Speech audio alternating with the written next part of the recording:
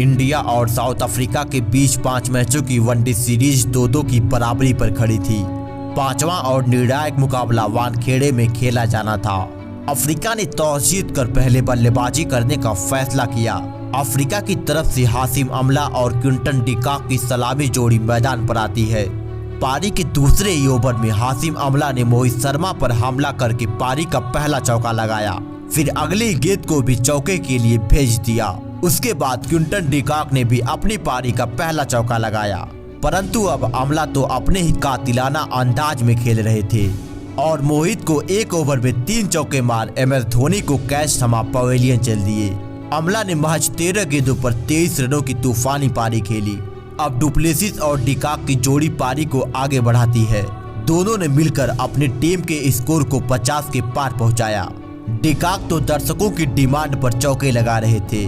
MS Dhoni का हर दाव इनके आगे फेल हो रहा था।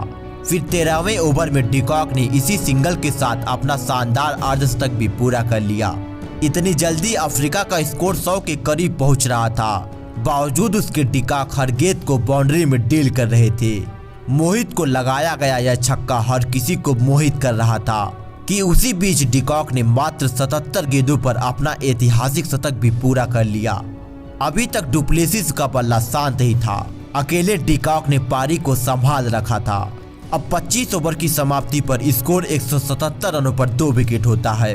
अब फाफ डुप्लेसिस ने अमित मिश्रा को निशाना बनाकर एक बाउंड्री तो जरूर लगाया, परंतु उसी ओवर में अजिंक्य रहाणे ने उनका एक आसान सा कैच ड्रॉप कर दिया।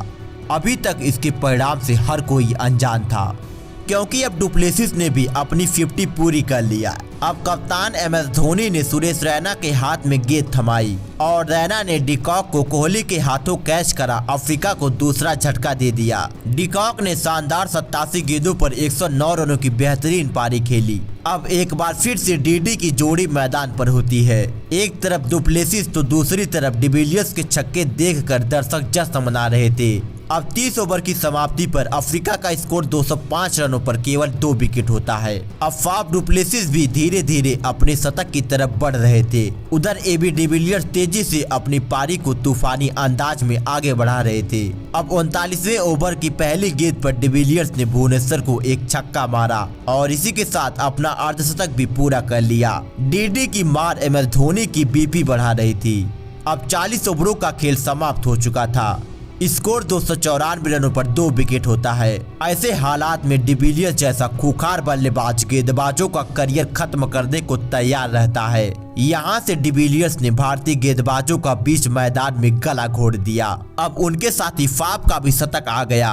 उनके पैरों में क्रैम्प्स आ रही थी, बावजूद उसके फाफ ने शानदार शतक लगाया। अब मात्र 8 ओवरों का खेल बाकी था। स्कोर 316 रन होता है, परंतु अक्षर पटेल के ओवर में फाफ डुप्लेसिस ने 3 छक्के मारे। डुप्लेसिस का दर्द लगातार बढ़ता जा रहा था, परंतु दर्द में रहकर डुप्लेसिस जैसा दर्द भारतीय गेंदबाजों को दे रहे थे, क्योंकि एक लड़खड़ाता खिलाड़ी इस ओवर में 3 छक्के की मदद से 22 रन कूट देता है। इनका हर एक शॉट भारतीय गेंदबाजी का मजाक बना रहा था। अब फाफ डुप्लेसिस ने खुद को खुद से ही आउट किया और 115 गेंदों पर 133 रन बनाकर नाबाद लौटे। यहाँ से 6 ओवरों का खेल बाकी था, परंतु डिविलियर्स ने इन 6 ओवरों को खिलवाड़ बनाकर रख दिया। इतनी बेरहमी से पिटाई कर रहे थे मानो एक शिकारी अपना शिकार कर रहा हो। उनका ऐसा खतरनाक अंदाज अफ्रीका की पारी को पलक झपकते ही 400 के करीब पहुंचा दिया और 46वें ओवर में उन्होंने मात्र 56 गेंदों पर अपना ऐतिहासिक शतक भी पूरा कर लिया। यहाँ पर करंट रन रेट 9 के पार जा चुका था। यह इस इनिंग की तीसरी सेंचुरी थी, परंतु अभी भी एक और सेंचुरी आनी बाकी थी। इसके बाद भी वही सिलसिला जारी रहा। छक्के से कम डिविलियर्स को कुछ मंजूर ही नहीं था और लंबे लंबे छक्कों की बरसात कर रहे थे। आखिरकार भुवनेश्वर की बाउंसर पर डिविलियर्स ने धोनी को कैच थमा पवेलियन चल दिए। AB डिविलियर्स ने मात्र 61 गेंदों पर 119 रनों की विध्वंसक पारी खेली।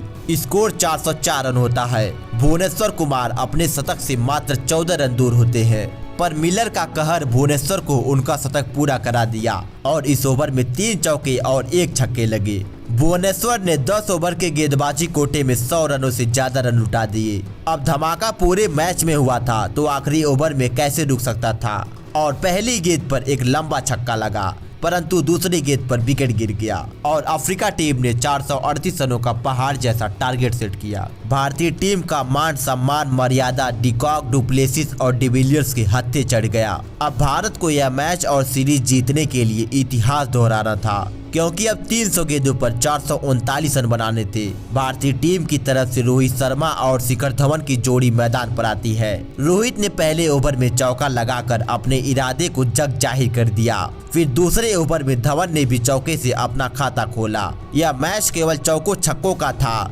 और वैसा रवैया देखने को भी मिल रहा था। इसी चक्कर में रोहित 5वें ओवर में आउट हो गए। यह अफ्रीका के लिए बहुत ही बड़ा विकेट था, क्योंकि यह खिलाड़ी अकेले ही 200 मारने का दम रखता था। रोहित के जाने के बाद भी धवन का धावा जारी रहा। विराट कोहली भी पहली गेंद से ही अपना आक्रामक रूप अपना लेते हैं, पर कोहली का यह स्वाभाविक खेल नहीं था और यही कारण था कि रबाडा की गेंद पर विराट कोहली विकेट देकर पवेलियन चल दिए। इसके बाद अजिंक्य रहाणे मैदान पर आते ही रन बनाना शुरू कर दिया और चौकों की बरसात करने लगे। जहां कोहली रोहित के जाने के बाद टीम पर संकट मंडरा रहा था, तो वहीं रहाणे अपने खतरनाक अंदाज से सबको हैरान कर रहे थे। धवन भी अपनी कलात्मक कला से कट लगा रहे थे। रहाणे अब छक्के भी लगाने लगे। इनके आने से रनों की नदियां बह रही थी। उसी बीच शिखर धवन ने अपना 50 भी पूरा कर लिया। उसके बाद उसी ओवर में एक चौका भी लगा दिया।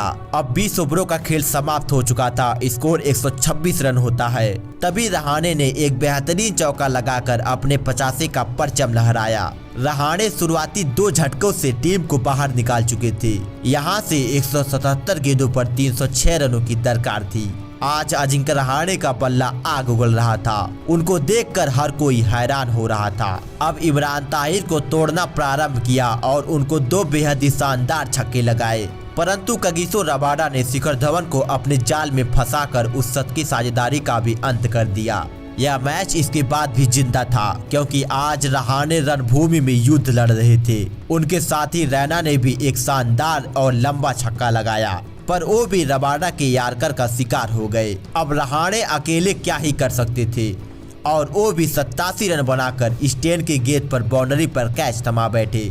इस विकेट के साथ आधी टीम पवेलियन वापस जा चुकी थी, तो अक्षर पटेल ने भी अपना विकेट फेंक पवेलियन जाना ही बेहतर समझा। MS धोनी ने एक चौका तो जरूर लगाया, परंतु दूसरा कोई साथ देने को तैयार नहीं था। पहले हरभजन, उसके बाद भुवनेश्वर कुमार मैदान छोड़ पवेलियन चल दिए। अब MS धोनी ने अपने हाथ आजमा कर कुछ अच्छे शॉट जरूर लगाए, पर वो भी इमरान ताहिर की गेंद पर चारों खाने चित हो गए और 27 रन बनाकर आउट हो गए। इसी के साथ भारतीय टीम एक तरफा इस मैच और सीरीज को गंवा देती है, क्योंकि साउथ अफ्रीका की तरफ से 3 शतक लगे थे और भारत की तरफ से एक भी शतक नहीं आ सका। पूरी भारतीय टीम 224 रनों पर ऑल आउट हो गई और यह मैच 214 रनों से हार गई।